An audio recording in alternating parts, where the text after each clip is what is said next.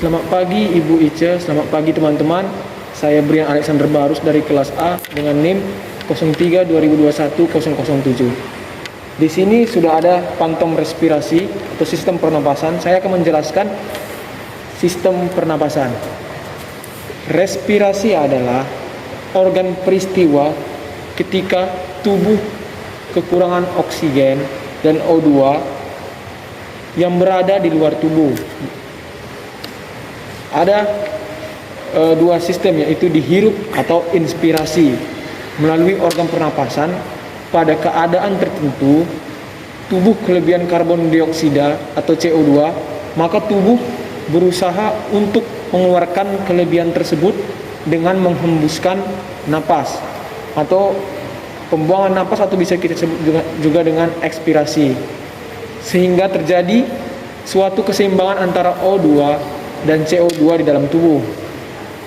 Berikut ini yang membantu mekanisme pernapasan, yaitu ada hidung, ada faring, ada laring, ada trakea, ada bronkus, dan juga paru-paru, dan yang terakhir itu ada alveolus. Yang pertama saya akan menjelaskan hidung. Sini teman, hidung. Hidung merupakan tempat masuknya udara, memiliki dua lubang dan dipisahkan oleh sekat hidung. Di dalam hidung terdapat silia. Silia berfungsi untuk menyaring udara yang masuk. Hidung mempunyai permukaan yang dilapisi epitelium. Epitelium mengandung banyak kapiler darah dan sel yang mengekskresikan lendir. Udara yang masuk melalui hidung mengalami beberapa perlakuan, seperti diatur kelembapan dan suhunya, dan akan mengalami penyaringan oleh rambut atau bulu-bulu getar. Fungsi hidung memiliki fungsi sebagai jalannya nafas atau pengatur udara, pengatur kelembapan udara, pelindung, dan penyaring udara. Yang kedua, kita masuk ke faring. Faring atau tekak merupakan tempat persimpangan antara jalan pernapasan dan jalan makanan.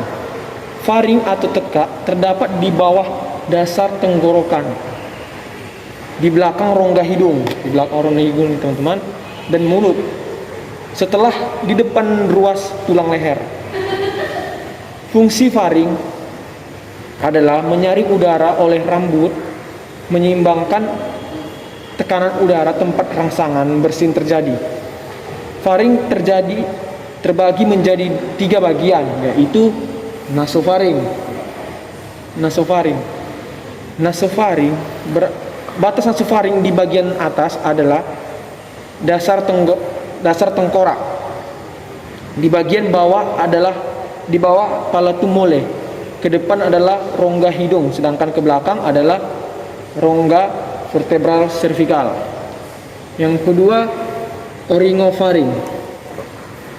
Oringofaring disebut juga oringofaring atau mesofaring, dengan batas atasnya adalah palatum mole. Batas bawah adalah tepi atas epiglotis. Ke depan adalah rongga mulut, ke belakang adalah vertebrata cervical. Yang ketiga, laryngofaring. Laryngofaring berada di sini. Laryngofaring atau hipofaring berada pada batas laryngofaring di sebelah superior di tepi atas epiglotis. Batas anterior ialah laring maksudnya. Batas inferior ialah esofagus, serta batas posterior adalah vertebra cervical. Selanjutnya kita akan membahas laring. Laring merupakan organ bagian leher yang melindungi trakea dan terlibat pada produksi suara. Jadi yang mengatur suara kita itu adalah laring. Laring juga merupakan saluran pernapasan yang membawa udara menuju trakea. Laring disebut juga kotak suara karena di dalam laring itu terdapat pita suara yang dikelilingi 9 tulang rawan. Yang salah satunya adalah tulang tiroid. Pada laki-laki, disebut jakun. Fungsi laring mempunyai fungsi sebagai penghubung faring dan trakea. Terdapat katup atau disebut dengan epiglotis untuk menghindari makanan masuk ke dalam sistem pernapasan pembentukan suara. Baik, selanjutnya kita masuk ke trakea. Trakea adalah tabung memanjang yang memiliki diameter 20 sampai 25 cm dan panjang 10 sampai 16 cm. Trakea tersusun dari 20 tulang rawan yang berbentuk cincin kuat. Di sini ya kawan. Dinding trakea terdiri dari cincin tulang rawan dan selaput lendir yang terdiri dari jaringan epitelium bersilia. Fungsi sila ada pada dinding trakea adalah untuk menyaring benda-benda asing yang masuk ke dalam sistem pernapasan. Di bawah bagian trakea memiliki dua cabang yang disebut dengan bronkus. Trakea memiliki fungsi yaitu sebagai aksesnya sistem pernapasan, menyaring benda-benda asing yang masuk ke dalam sistem pernapasan, membantu mekanisme batuk. Jadi selanjutnya kita masuk ke bronkus. Bronkus adalah percabangan saluran udara dari trakea menuju bagian kanan dan kiri paru-paru. Bronkus kanan maupun bronkus kiri tersusun atas tulang rawan dan otot-otot halus yang diselubungi oleh membran mukosa atau selaput lendir. Dari trakea, bronkus akan bercabang ke bagian atas, bagian tengah dari trakea, bagian atas, bagian tengah, dan bagian bawah paru-paru sehingga membentuk struktur seperti pohon atau bronkial. Selanjutnya kita akan membahas bronkiolus. Bronkiolus mengarah lebih dekat ke jaringan di dalam paru-paru dan berujung pada alveolus atau bisa kita sebut juga dengan kantung udara. Di sini tempatnya terbentuknya oksigen dan karbon dioksida. Susunan tulang rawan memperkuat struktur percabangan bronkus dari trakea sampai bronkiolus sehingga mencegah saluran udara ini mengempis saat proses pernapasan berlangsung.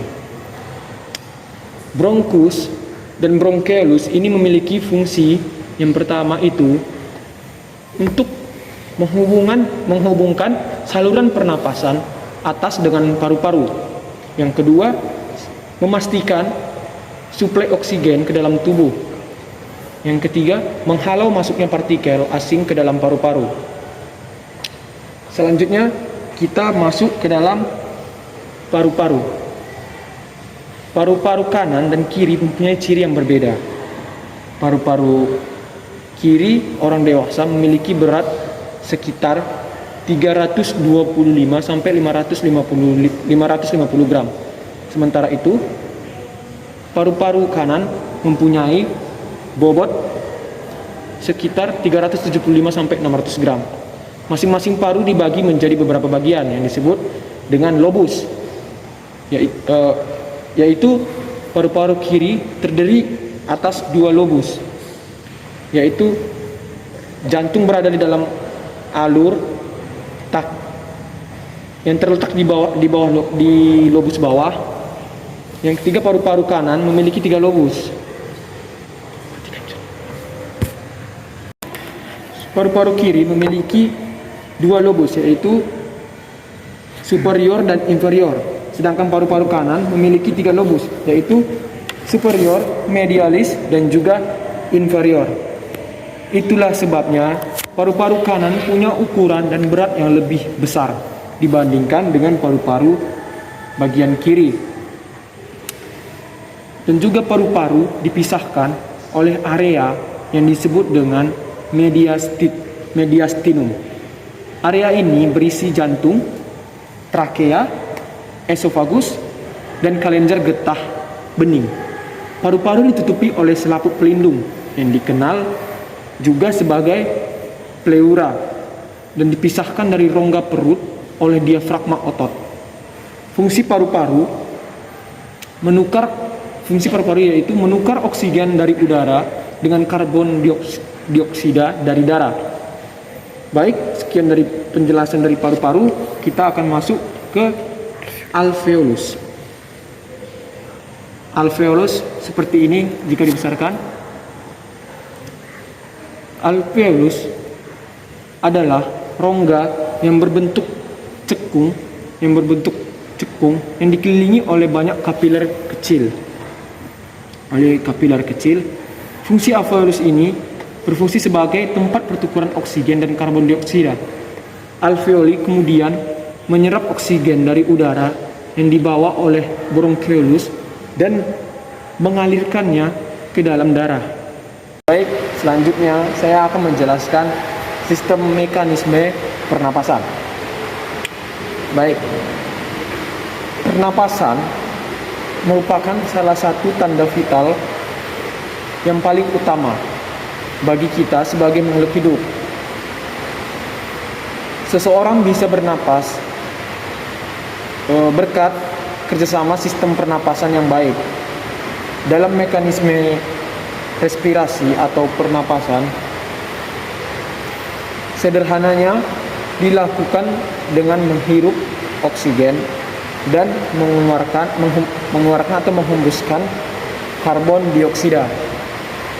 Sistem pernapasan manusia berfungsi untuk menyediakan asupan oksigen secara konsisten agar seluruh fungsi tubuh bekerja dengan baik. Pada saat proses respirasi atau pernapasan berlangsung, maka akan terjadi dua mekanisme, yaitu inspirasi atau inhalasi, atau bisa disebut juga dengan menghirup udara, dan ekspirasi. Eksalasi menghembuskan udara. Selama respirasi atau pernapasan, udara dari atmosfer dihirup ke dalam tubuh melalui lubang hidung yang disebut dengan inspirasi atau inhalasi. Saat inhalasi, diafragma dan otot berkontraksi, volume rongga dada membesar dan paru-paru mengembang dan udara masuk ke paru-paru. Oksigen yang dihirup kemudian dibawa ke jantung dan seluruh tubuh oleh darah. Sedangkan untuk proses ekspirasi, udara yang memiliki banyak karbon dioksida dilepaskan kembali melalui lubang hidung. Saat ekspirasi atau ekshalasi, diafragma dan otot dada berelaksasi. Volume rongga dada kembali normal dan udara keluar dari paru-paru. Karbon dioksida dikeluarkan lewat tenggorokan dan berakhir di rongga hidung. Dalam mekanisme respirasi atau pernapasan ini memerlukan kerjasama antara otot tulang rusuk, diafragma, otot dada, dan otot perut. Adapun pernapasan ini dibedakan menjadi dua, yaitu pernapasan dada dan pernapasan perut. Baik, sekian dari penjelasan saya tentang sistem pernapasan. Bila ada kurang, mohon dimaafkan. Terima kasih, semoga bermanfaat bagi kita semua. Selamat pagi.